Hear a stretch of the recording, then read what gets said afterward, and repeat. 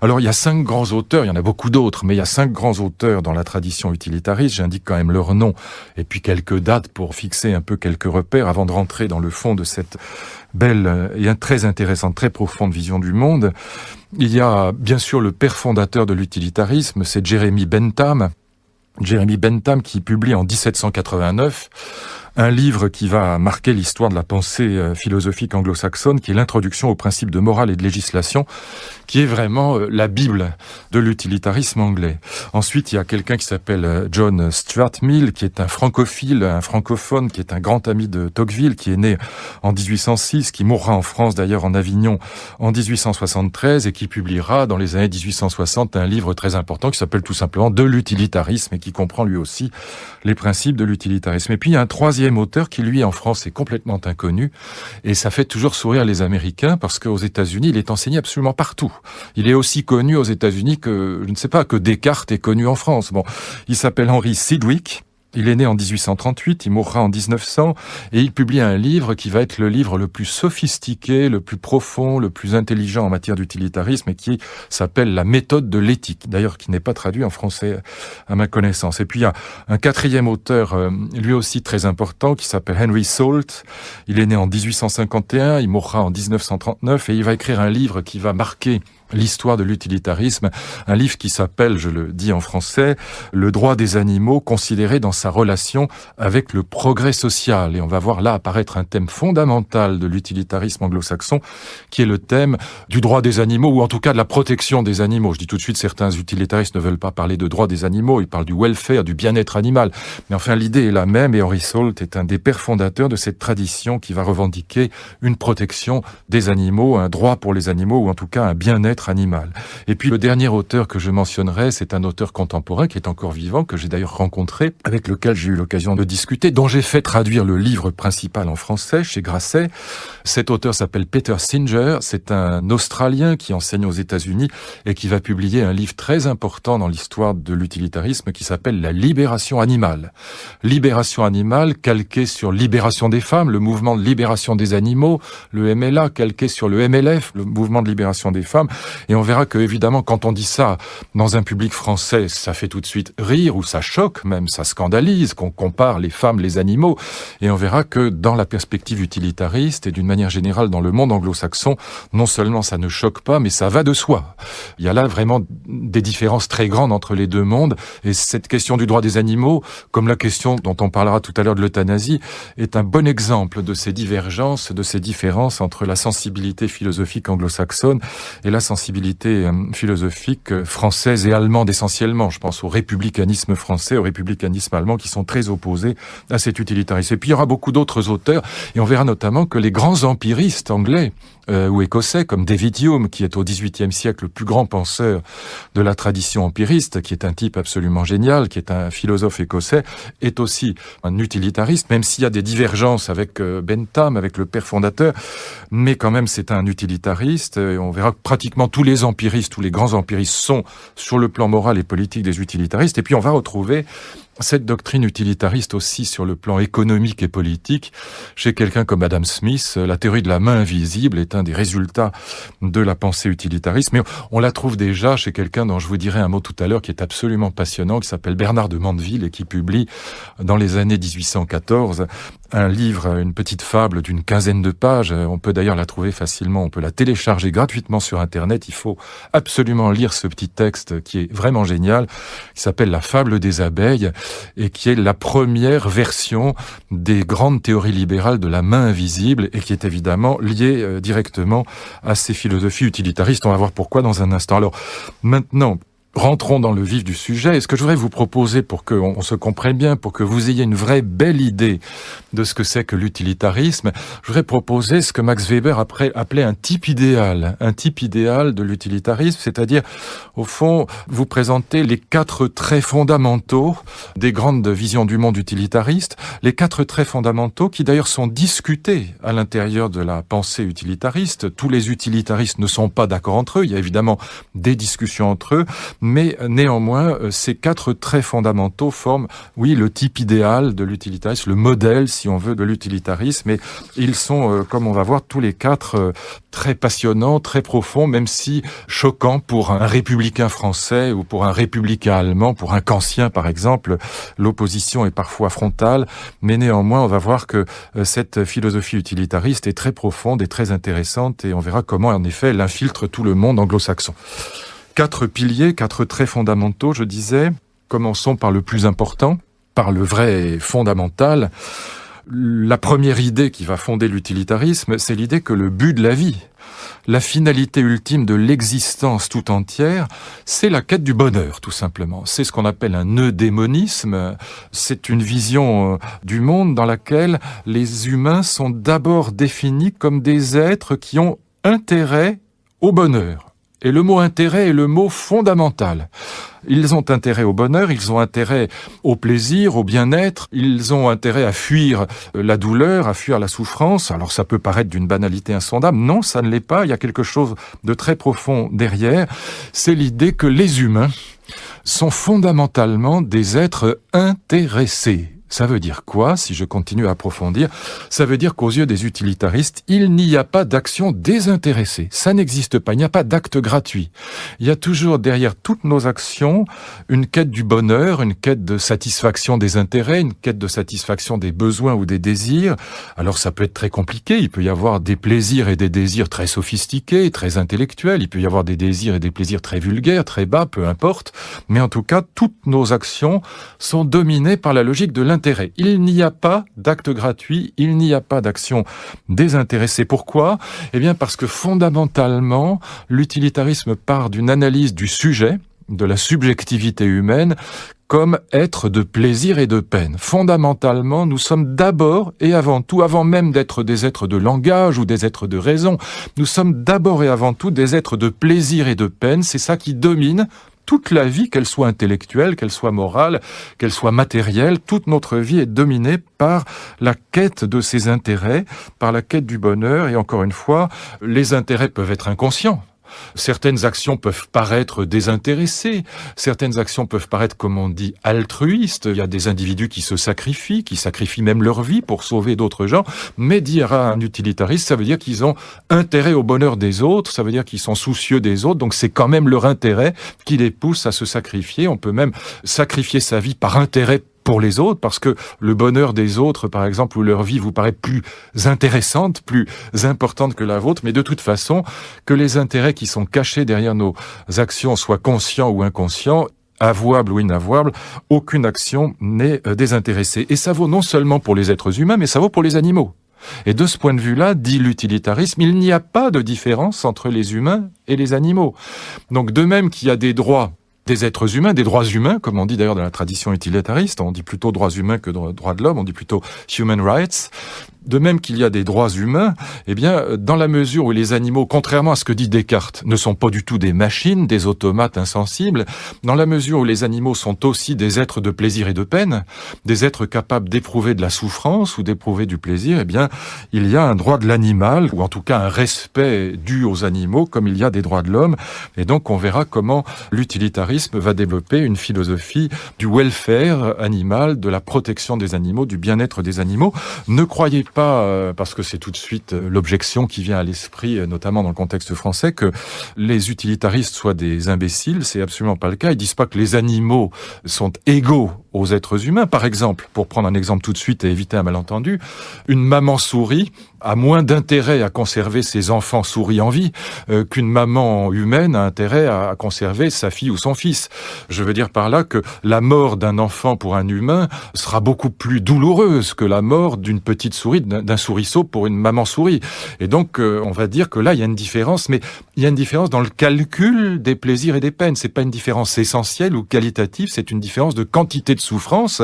Donc, les utilitariens ne disent pas que les souris ont des droits égaux aux humains, mais ils vont dire que dans la mesure où la souris éprouve une souffrance aussi grande ou plus grande qu'un humain, eh bien, il faut protéger d'abord la souris, ou autant la souris que l'être humain. Mais bien sûr, tout cela relèvera de ce que les utilitaristes appelleront une morale appliquée, piliers. Et donc l'utilitarisme sera essentiellement aujourd'hui une morale appliquée, une éthique appliquée qui s'attaque à de la casuistique, à des cas concrets, à de la jurisprudence, un peu d'ailleurs comme le droit anglo-saxon est un droit essentiellement ou en tout cas pour une beaucoup plus large part que le droit français, un droit de jurisprudence et de casuistique. Je fais tout de suite à propos de ce premier pilier de l'utilitarisme, c'est-à-dire cette idée que l'homme est d'abord et avant tout, l'être humain est un être d'intérêt, un être qui cherche le bonheur. Tout de suite, une remarque qui est absolument fondamentale pour comprendre l'histoire de la philosophie moderne, c'est qu'on voit au XVIIIe siècle, on voit apparaître en Europe deux grandes morales laïques en vérité. Il n'y a pas 50. Il y a deux grandes visions morales du monde qui sont des visions non religieuses. Ça veut dire quoi? Des visions qui ne s'enracinent plus ni dans la cosmologie, comme nous avons vu que c'était le cas pour les grandes éthiques, les grandes morales grecques de Platon ou d'Aristote ou des stoïciens. On va voir apparaître des morales qui sont enracinées dans la subjectivité humaine. Là, on voit bien, par exemple, que pour l'utilitarisme, ça part d'une analyse du sujet humain, comme être de désir, de plaisir, d'intérêt, de quête de bonheur. Donc on a affaire à des morales qui ne sont plus enracinées dans la cosmologie, qui ne sont plus enracinées non plus dans la théologie. On est sorti du théologico-éthique, on n'est plus dans des morales religieuses, ce sont des morales laïques, des morales qui sont humanistes au sens où elles fondent le bien et le mal, les critères du bien et du mal, sur une analyse de la subjectivité humaine et pas du cosmos ou de la divinité. Et là, on entre avec le XVIIIe siècle dans cette nouvelle époque des grandes morales laïques, des grandes morales non religieuses. Ça ne veut pas dire que les utilitaristes soient forcément athées, on peut très bien avoir une morale laïque et être croyant, mais ce sont des morales qui ne vont plus fonder le bien et le mal sur la considération de Dieu ou du cosmos. Il va y avoir deux grandes morales laïques. Il y a la morale de Kant en Allemagne et des républicains en France, qui est à peu près la même morale, c'est le républicanisme allemand et français, et qui considère, contrairement à l'utilitarisme, que, au fond, nous faisons le bien, le véritable bien moral, non pas quand nous poursuivons nos intérêts, non pas quand nous donnons satisfaction à nos intérêts, mais c'est exactement l'inverse. L'action vraiment morale, c'est l'action désintéressée. Si par exemple je découvre que quelqu'un est très gentil avec moi, qu'il me fait du bien, qu'il s'occupe de moi, qu'il prend soin de moi, parce qu'il veut capter mon héritage, eh bien toute dimension morale disparaît. Pour nous, Français, républicains ou Allemands kantiens, toute dimension morale disparaît dès lors que nous voyons un intérêt derrière une action, apparemment désintéressée. Ça l'anéantit moralement, si je puis dire. Et donc pour nous, la vraie morale, le vrai bien sur le plan moral, la vraie vertu, c'est l'action désintéressée, au contraire, de l'utilitarisme. Une action n'est morale, à la limite, qu'à proportion du désintéressement qu'elle comprend. Kant disait lui-même dans les fondements de la métaphysique des mœurs, « Je ne suis pas certain, disait-il, qu'une seule action morale ait vraiment existé dans le monde. Peut-être qu'il y a toujours des intérêts derrière. Mais en tout cas, ce serait ça. » La vraie action morale, ce serait l'action désintéressée. Eh bien, on voit que l'utilitarisme va prendre absolument le contre-pied de cette vision républicaine et kantienne. Je dis républicaine parce que notre déclaration des droits de l'homme, c'est pareil.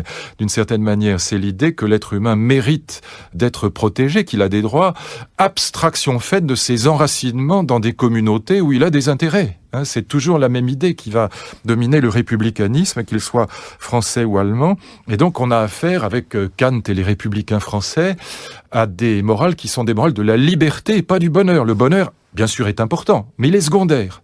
D'abord, c'est la liberté qui compte, la liberté comme faculté, justement, de s'arracher aux intérêts, de mettre son cher moi, comme dira Freud, de côté, pour agir de manière désintéressée. Vous voyez l'idée. Et donc, c'est la liberté qui permet cet arrachement. D'ailleurs, la liberté se définit comme faculté d'arrachement à la nature, d'arrachement aux intérêts. C'est ce qu'on a vu chez Pic de la Mirandole, chez Rousseau, lorsque nous avons évoqué la naissance de l'humanisme. Eh bien là, l'utilitarisme va prendre le partie inverse, si je puis dire. Ce sera une morale d'abord du bonheur et ensuite éventuellement de la liberté. Alors que pour les républicains et pour Kant, c'est d'abord la liberté, puis ensuite le bonheur, qui est bien sûr important, mais qui vient en second, si je puis dire. Là, l'utilitarisme sera d'abord et avant tout une morale de l'intérêt, en ce sens que le bien se définira comme la satisfaction des intérêts. Le contraire de l'action désintéressée. Alors, le deuxième pilier va me permettre de corriger une erreur qui est archi fréquente et on va tout de suite objecter aux utilitaristes. Alors ils passent leur vie à répondre à ce type d'objection. Ah, mais vous confondez le plaisir et le bien. On peut prendre plaisir à torturer quelqu'un, est-ce que c'est bien pour autant ? Voilà tout de suite l'objection qu'on va faire aux utilitaristes. On ne manquera pas de leur faire sous des milliers de formes. Les utilitaristes, évidemment, ont une réponse à cette objection et c'est là qu'on va vraiment tenir la définition essentielle de l'utilitarisme avec ce deuxième pilier, avec ce deuxième trait fondamental du type idéal de l'utilitarisme.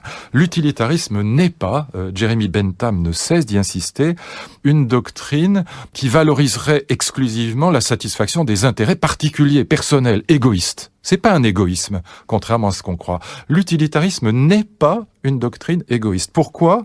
Eh bien, parce que l'utilitarisme va dire ceci, et cette phrase est la phrase fondamentale. Dans tout ce que je vais vous dire, c'est la phrase la plus importante. Une action est bonne aux yeux des utilitaristes. Non pas quand elle satisfait seulement mes intérêts égoïstes et particuliers. Une action est bonne quand elle tend à réaliser la plus grande somme de bonheur possible pour le plus grand nombre d'êtres susceptibles de souffrir ou d'éprouver du plaisir.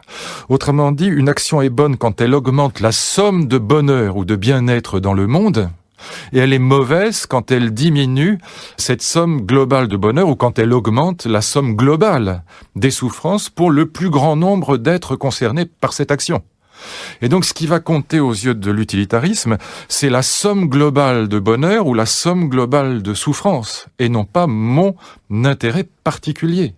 Et là, on voit que c'est une doctrine qui est universaliste, comme on dit, qui prend en compte le bien commun, l'intérêt général, et contrairement à ce qu'on croit la plupart du temps, notamment en France, c'est pas une doctrine de l'égoïsme individuel. C'est pas un individualisme. On verra même que c'est le contraire d'un individualisme au sens, disons, classique du terme, au sens d'un égoïsme. Et c'est même, à certains égards, une morale du devoir. On doit prendre en compte aussi le bien des autres, et pas simplement mon intérêt personnel. Alors, si le seul intérêt que j'ai, c'est de suivre mes intérêts personnels, comment puis-je passer de mon intérêt perso, égoïste, individuel, à l'intérêt des autres? Ce sera la grande question de l'utilitarisme, et ce sera justement là-dessus, par exemple, qu'Adam Smith est vraiment génial, où on trouvera une théorie des sentiments moraux. Alors, je vais y venir dans un instant, mais je dis quand même tout de suite une chose, puisque j'ai parlé de l'opposition entre les morales républicaines, kantiennes ou républicaines à la française, qui valorisent le désintéressement, et puis la morale utilitariste qui, au contraire, est une morale de l'intérêt.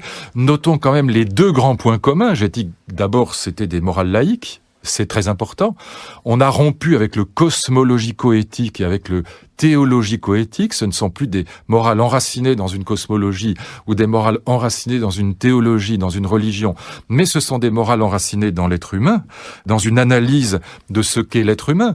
Pour les kantiens, pour les républicains, l'humain est d'abord un être de liberté, comme dit Rousseau. C'est d'abord la perfectibilité, l'arrachement à la nature qui définit l'humain par opposition à l'animal.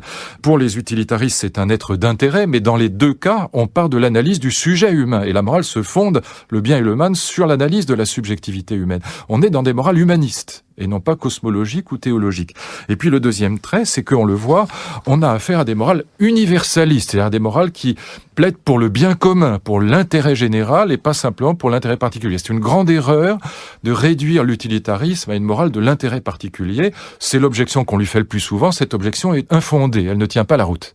Et elle repose simplement sur des erreurs de lecture et d'interprétation et sur la méconnaissance des grandes œuvres. Alors justement, le troisième pilier, le troisième trait caractéristique, c'est un problème. C'est un problème passionnant.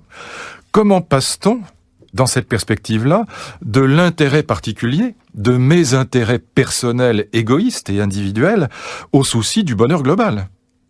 Si après tout l'être humain n'est qu'un être d'intérêt, qu'est-ce qui va faire que je vais prendre en compte l'intérêt des autres ? Alors on voit bien que chez Kant, ou chez les républicains français, que j'associe sur ce point-là et à juste titre, ce qui permet de passer de l'un à l'autre, c'est la liberté, justement. La liberté conçue comme capacité de s'arracher aux penchants égoïstes, aux inclinations, comme dit Kant, à la nature. Ma nature est égoïste. Naturellement, je ne pense qu'à moi. Mais j'ai cette faculté de liberté, de libre arbitre qui me permet de m'arracher à mes passions naturelles pour mon propre intérêt, à mon propre égoïsme. Et donc, c'est par l'arrachement à soi que chez Pic de la Mirandole, que chez Rousseau, que chez Kant, eh bien, on peut passer de l'intérêt particulier à l'action désintéressée, justement. C'est-à-dire l'action qui va prendre en compte l'intérêt général. Je mets de côté mon moi, égoïste, et puis je m'intéresse aux autres. Mais pour pouvoir y arriver, il faut la liberté. La liberté est le trait d'union, en quelque sorte, entre l'intérêt particulier et l'intérêt général. C'est comme ça que ça fonctionne.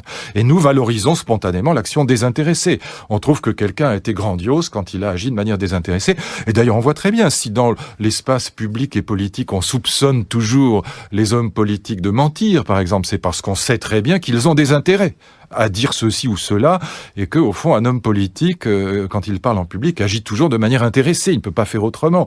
Et donc, pour nous, spontanément, c'est une méfiance, un soupçon, et spontanément, nous valorisons la liberté comme capacité de désintéressement, d'arrachement à la nature. Eh bien, évidemment, ça n'est pas possible dans la perspective utilitariste. Alors, comment on fait pour passer de l'intérêt particulier au souci de l'autre, à l'altruisme, à l'intérêt général? C'est la théorie des sentiments moraux. Adam Smith, notamment, la développera, mais elle est déjà, bien sûr, chez Bentham, chez Stuart Mill. C'est l'idée de sympathie qui est fondamentale. Ça veut dire quoi? Je vous donne juste le principe, parce que après, l'analyse des sentiments moraux est très fine, très détaillée. Les utilitaristes sont souvent des grands psychologues qui aiment beaucoup, notamment chez Mandeville, c'est absolument génial dans La fable des abeilles, mais qui aiment beaucoup analyser les replis de l'égoïsme, les sentiments inavouables. Enfin, ce sont des psychologues, mais l'idée de sympathie est ici l'idée fondamentale. Ça veut dire quoi? Allons directement à l'essentiel. Eh bien, ça veut dire que le bonheur des autres fait partie de mon bonheur, tout simplement. C'est-à-dire qu'à partir du moment où j'aime quelqu'un, si j'aime mes filles, si j'aime mes proches, eh bien, leur bonheur compte pour moi. Je ne peux pas être heureux s'ils sont malheureux. Et d'une manière générale, si je suis un humain digne de ce nom, eh bien, j'ai intérêt à ce que l'humanité entière soit heureuse. Les mouvements utilitaristes sont très souvent des mouvements philanthropiques, parce que nous avons intérêt à ce que l'humanité soit libre et heureuse, qu'elle soit plutôt dans le bien-être, parce que, à la limite, ça nous gâte notre propre bonheur de voir les autres malheureux. Alors, si on a un bon fond, il y a des gens méchants, mais globalement, l'humanité est plutôt bonne, et l'humanité est plutôt intéressée au bonheur des autres, ou en tout cas, à coup sûr, au bonheur des proches, de ceux que nous aimons. Nous sommes extrêmement malheureux, c'est simplement une constatation de fait. Si nos enfants, par exemple, sont malheureux, si nos proches, si ceux que nous aimons sont dans le malheur, dans la maladie, et donc nous avons intérêt à ce qu'ils soient heureux, et du coup, on voit que c'est toujours par l'intérêt qu'on passe de l'intérêt particulier à l'intérêt général. Pas à peine que je développe, l'argumentation est claire, et on voit que, par exemple, dans le règne animal, on n'a pas besoin de supposer la liberté pour expliquer qu'une chatte s'occupe de ses chatons. Elle le fait très bien, et on voit très bien quand on prend les chatons à la naissance à une chatte, elle court partout, manifestement, elle est très troublée. Donc on voit très bien que même dans le règne animal, il y a un intérêt à l'autre, à autrui, il y a un souci de l'autre, et on n'a pas besoin d'évoquer ou d'invoquer la notion de liberté pour expliquer ce passage de l'intérêt particulier à l'intérêt général. En tout cas, c'est comme ça que l'utilitarisme résout le problème. Et puis le quatrième pilier, c'est ce qu'on appellera le conséquentialisme. C'est-à-dire, qu'est-ce que ça veut dire, ce jargon barbare? Ça veut dire que l'utilitarisme ne sera pas une morale de l'intention. Pour Kant ou pour les républicains français, c'est l'intention qui compte. Au fond, on n'est pas responsable des conséquences de ses actes. Ce qui compte, c'est d'avoir voulu bien faire. La devise de la morale de l'intention, c'est fiat justitia pereat mundus. Il faut faire la justice, le monde dût-il en périr. Et pour nous, une injustice est beaucoup plus grave qu'un désordre. On ne peut pas condamner un innocent pour préserver la paix sociale, par exemple. C'est impossible. La question des droits de l'homme vient avant la question du bonheur global. John Rawls, un grand théoricien de la justice, un grand critique de l'utilitarisme, un grand kantien américain qui est mort il y a quelques années, a développé sur ce point une critique radicale de l'utilitarisme en disant que les droits de l'homme étaient de toute façon premiers. Il dit qu'ils sont lexicographiquement premiers. Ça veut dire quoi? Ça veut dire que comme dans un dictionnaire, quand on regarde la lettre A, on va épuiser tous les noms qui commencent par A avant de passer par B, même si c'est AZ, ça viendra avant BA. Eh bien, dit-il, de la même manière, les droits de l'homme sont préférables à toute considération de paix sociale et de désordre, par exemple. Alors que l'utilitarisme, dans la mesure, justement, où je le disais tout à l'heure, c'était le deuxième pilier, prend en compte la somme globale de bonheur dans l'univers, est une doctrine du sacrifice, de l'injustice à certains égards. Au fond, pour l'utilitarisme, passer un certain seuil, un désordre est bien pire qu'une injustice. Et on trouve ça dans de nombreuses scènes de western ou de films policiers. Le shérif qui fait rempart de son corps pour protéger un prisonnier que la foule veut lyncher, eh bien il le protège jusqu'à un certain point. Mais au moment où il constate que la ville va être à feu et à sang, il laisse la porte s'ouvrir et on va lyncher éventuellement l'innocent. Si la somme de malheurs qu'entraîne la préservation de l'innocent la lutte contre l'injustice. Si la somme de malheurs est plus grande, le désordre, la guerre entraîne plus de malheur que de sacrifier l'innocent, il faut sacrifier l'innocent. Et donc on a une doctrine qui est une doctrine à laquelle John Rawls reprochera d'être ce qu'on appelle holiste. C'est holos en grec, ça veut dire le tout. C'est une doctrine qui quelquefois peut sacrifier l'individu, même s'il est innocent, au bonheur global, puisque ce qui compte, c'est la somme globale de bonheur dans l'univers. Et là, on a une opposition totale avec les visions républicaines où, encore une fois, l'injustice est bien pire qu'un désordre. Et on est prêt, encore une fois, à faire la justice, le monde dût-il disparaître. C'est ce que dit Kant, c'est ce que disent tous les droits de l'hommistes républicains depuis que la Déclaration des droits de l'homme de 1789 existe, et peut-être même avant. Alors, on va voir, à partir de ces 4 piliers, se développer une morale appliquée dans le monde anglo-saxon avec des dizaines, des centaines de milliers d'ouvrages de morale appliquée, et qui notamment, et vous allez tout de suite comprendre pourquoi, vont tourner autour de 3 grandes questions. C'est intéressant de voir comment cet utilitarisme va devenir une casuistique sur 3 grands sujets qui vont traverser. Il y en a d'autres, bien sûr, mais ceux-là sont très passionnants et très, évidemment, intéressants. C'est le cas de le dire pour l'utilitarisme.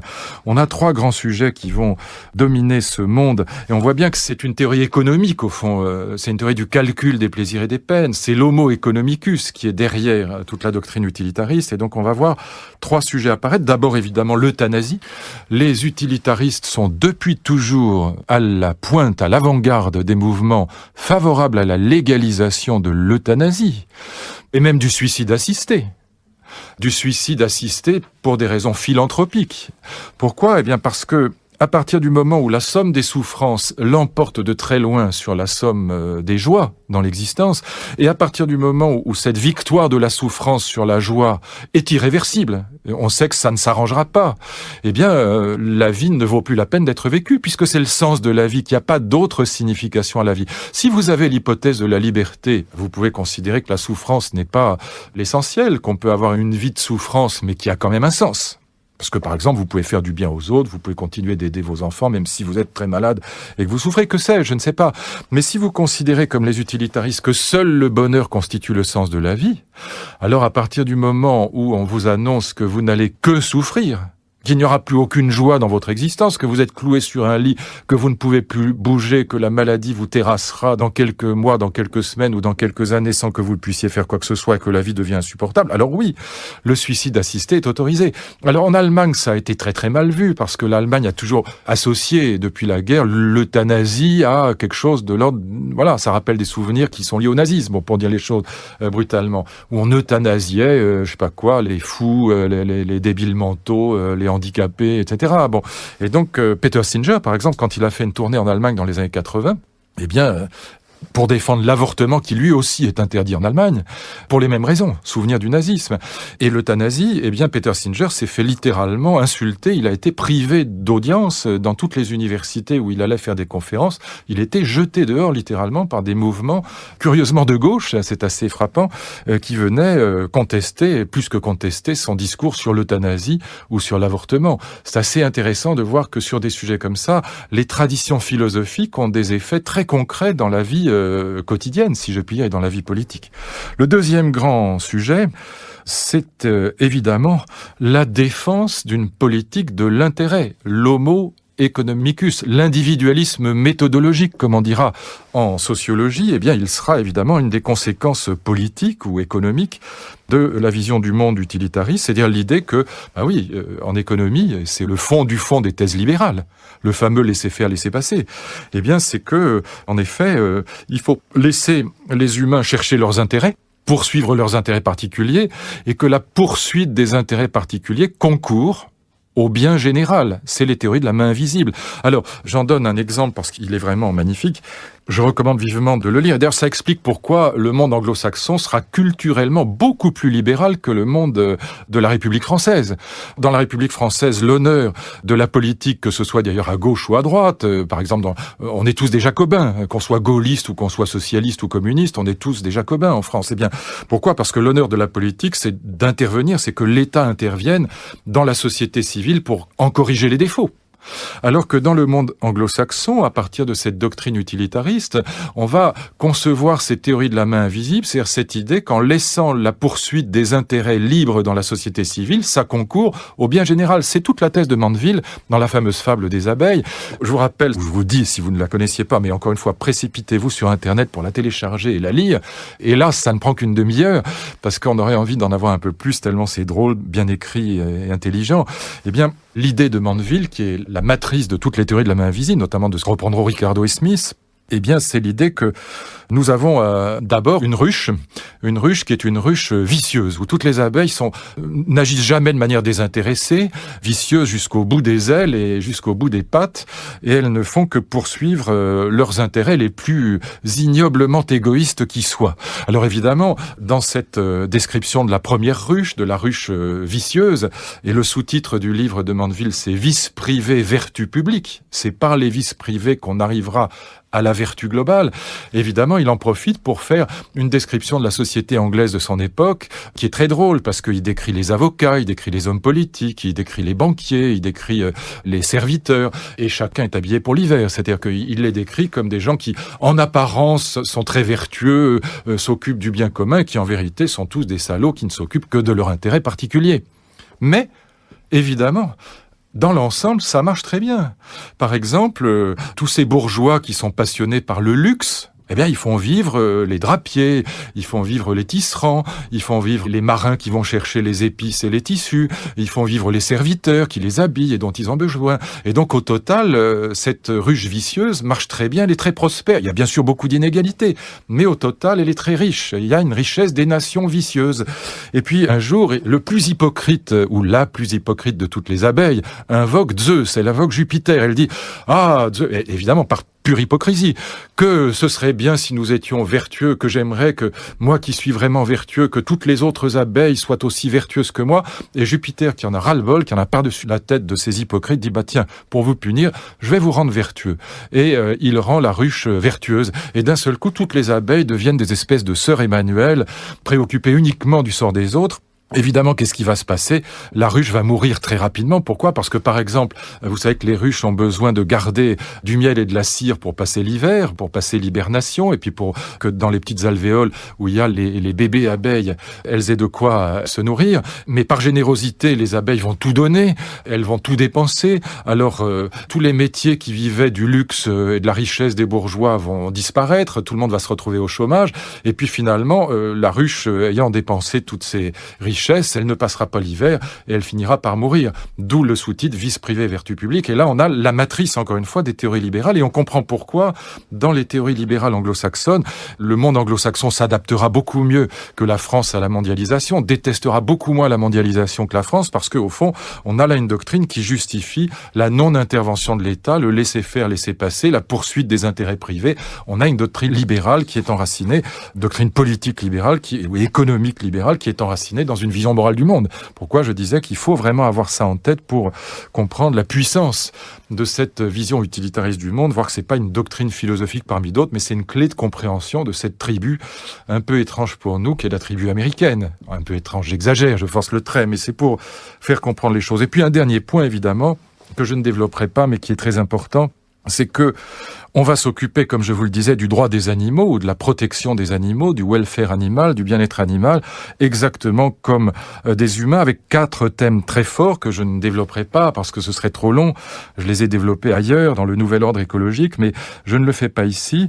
D'abord, première idée, c'est l'idée que le progrès démocratique, le progrès des démocraties, consiste, alors c'est tout le thème de Bentham déjà, mais aussi de Henry Salt et de beaucoup d'autres, dans l'égalisation des conditions. Je rappelle que Stuart Mill était un grand ami de Tocqueville. Tocqueville a écrit d'ailleurs dans la revue de Stuart Mill.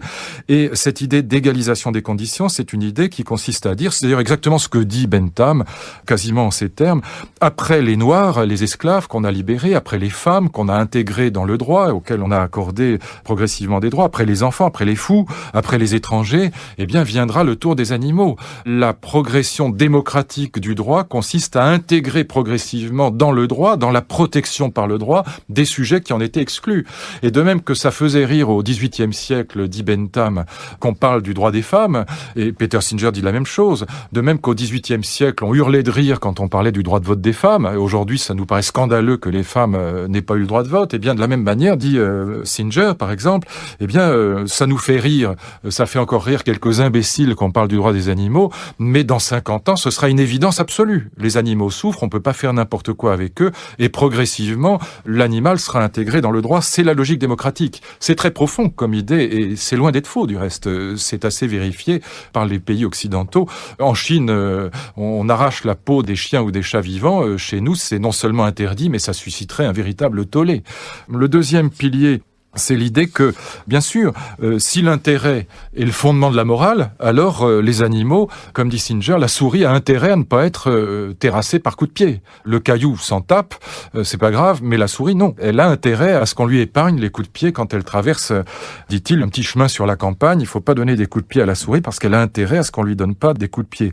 Le troisième pilier, c'est l'antispécisme, comme dira Singer. Vous voyez que le terme, il dit lui-même, n'est pas beau, mais qu'il est calqué sur l'antiracisme, sur l'antisexisme, eh bien, on en viendra à l'antispécisme. En fait, si nous accordons du droit aux humains et pas aux animaux, c'est simplement parce que nous privilégions notre espèce, comme on a privilégié le sexe masculin sur le féminin, ou comme on a privilégié la race blanche sur les noirs qu'on a réduit en esclavage, mais c'est aussi insensé, aussi déraisonnable, aussi absurde et aussi immoral. Et puis, évidemment, on aura un dernier point qui est très important, c'est la fin de l'anthropocentrisme. C'est-à-dire la fin de l'idée que seul l'homme est un sujet de droit. Là, on va vers quelque chose qui sera très important dans l'écologie contemporaine, c'est-à-dire vers une logique, une tendance, un mouvement de fond qui consiste à accorder des droits à des êtres non humains, à des animaux non humains, comme disent les utilitaristes. Et donc, il n'y a plus que l'humain à être un sujet de droit. Il y a des êtres de nature, ou considérés comme tels depuis toujours, qui deviennent des sujets de droit. Et donc, on va vers l'extension du droit à la nature elle-même. On va vers les droits de la nature, en quelque sorte. Alors, c'est pas encore le droit des arbres, mais c'est en tout cas le droit des animaux, et là, toute une réflexion va s'instaurer. Moi, je ne suis pas du tout utilitariste, moi, je suis plutôt républicain, et donc partisan de l'idée que la morale, c'est l'action désintéressée. Mais ne méprisons pas l'utilitarisme, voyons à quel point c'est une vision du monde très profonde, et comprenons à quel point c'est difficile pour un Américain ou un Anglais de comprendre notre laïcité, de comprendre notre idée républicaine, ou de comprendre la morale de Kant, quand on part de l'idée qu'il n'y a pas d'action désintéressée, et que la liberté, entendue au sens du libre arbitre, n'a pas de sens. C'est une idée incompréhensible et irrationnelle. Donc on a là un très beau débat, en vérité, entre deux visions morales du monde, toutes les deux laïques, toutes les deux universalistes, mais qui s'opposent radicalement sur l'analyse de la subjectivité humaine. Donc deux visions de l'humanisme, avec des traditions politiques, on l'a vu, républicanisme d'un côté pour nous, libéralisme de l'autre pour le monde anglo-saxon, qui créeront évidemment des divergences très intéressantes et très importantes.